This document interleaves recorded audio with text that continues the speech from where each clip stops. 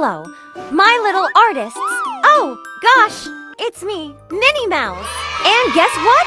Today, we're drawing me. Isn't that just the bee's knees? Did you know that my bow holds magical secrets? I once tied it so tight, it turned into a balloon and lifted Mickey's cheese sandwich right into the clouds. Can you imagine? A cheese sandwich in space! I bet astronauts would love that, don't you think? Speaking of food, you know my friend Goofy? He once tried to make pancakes and flipped one so high, it landed on Pluto. Not the dog.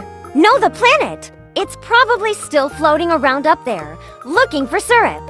Okay, kiddos, time to grab those crayons, markers, or whatever you love to draw with. Let's start with a big circle for my ears. My head is quite round, isn't it? Perfect for wearing bows. Hey, have you ever wondered why Mickey and I wear gloves? Well, it's because we don't want to leave fingerprints on the cheese. Mickey's pretty serious about his cheese collection.